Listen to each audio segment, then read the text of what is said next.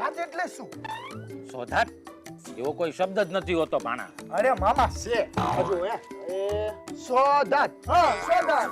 અરે બાપા મેં કીધું ને આવો કોઈ શબ્દ ન હોય ભાણા. અરે મામા છે, મેં હાલે જ વાંચ્યું પેપરમાં. આ જો આ સોગાત. હા મોદીજીની સોગાત. અરે મોદી સાહેબની કુંડળીની અંદર તો 100 જાતની ઘાટ છે. એમાં સૌથી મોટી ઘાટ છે ને ઈ મણિપુરની. હું વાત કરો છો મામા? હા એટલે તો 2 વર્ષથી મણિપુર હરગે છે અને મોદી સાહેબ જોવાય નથી ગયા. ના પણ આ તો કઈ મણિપુર નું કઈ નહોતું. તો આમાં તો કઈક રમઝાન ઈદ વાળું હતું. ઓહ! તો એમ કે લે ઈ છે સોગાતે મોદી. એટલે જો સાંભળ, આ મોદી સાહેબ છે ને એમણે ઉત્તર પ્રદેશની અંદર 10 લાખ પરિવારોને 800 રૂપિયાની ગિફ્ટની કીટ આપી. ઓહો મામા, તો મોદી સાહેબ ઘેર ઘેર ફર્યા? પણ મામા આ 10 લાખ ઘેર ફરે એમને આટા નો આવી જાય. ભાણા મોદી સાહેબ નવરા છે કે ઘરે ઘરે ગિફ્ટ દેવા જાય? આ તો ભાજપના કાર્યકરો હોય ને એ ઘરે ઘરે જઈને ગિફ્ટ દઈ દે. એ મામા હા. એ ગિફ્ટોમાં શું હતું? સાંભળ ભાણા, એ ગિફ્ટની અંદર છે ને આ મુસલમાનો ઈદ વખતે જે સેવૈયું ખાય ને ઈ હોય, 2 કિલો ખાંડ હોય, 500 ગ્રામ ઓલા ડ્રાય ફ્રૂટ હોય ને ઈ હોય, અને મહિલાઓ પહેરે ને એવા છે ને સરસ મજાના સલવાર સૂટ હોય. તો પછી મામા એની સિલાઈ? શની સિલાઈ? અરે અલે લે લે લે, આ કેવા છે આ એમને કાપડ તો આપી દીધા, હા. પણ એની સિલાઈ કઈ થોડી મફતમાં થશે?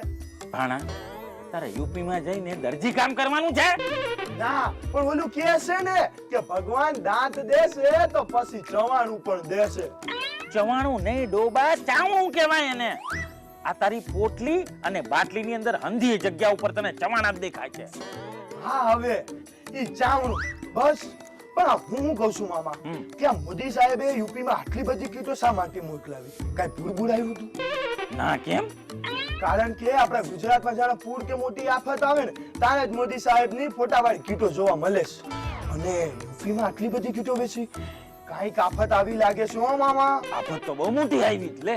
શું? દુકાળ પડ્યો, દુકાળ. અલે લે લે લે, ક્યારે પડ્યો દુકાળ? મને તો ખબર જ નથી. દુકાળ પડ્યો તો 2024 ની ચૂંટણીમાં, અને ઈ દુકાળ હતો લઘુમતીના વોટનો, એટલે મતનો.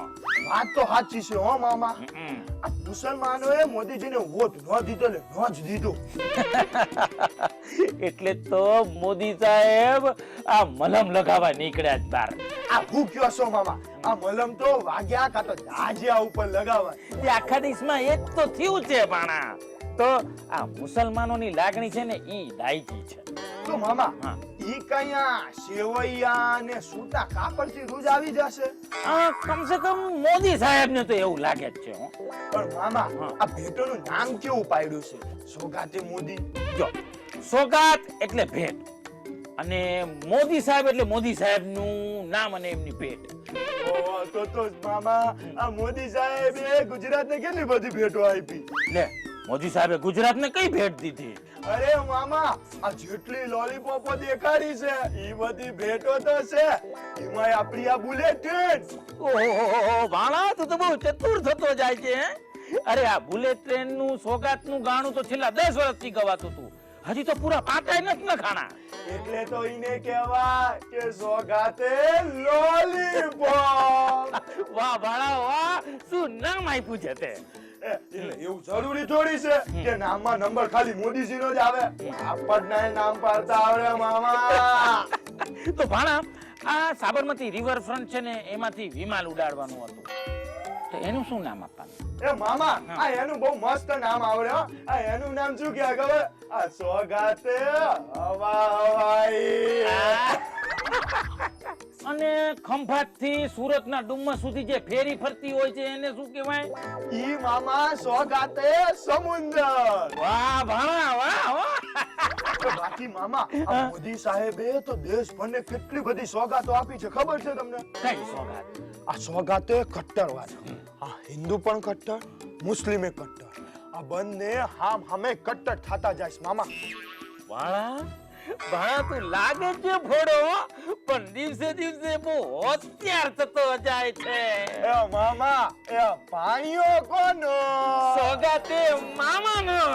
તો પછી જુઓ સોગાતે મામા.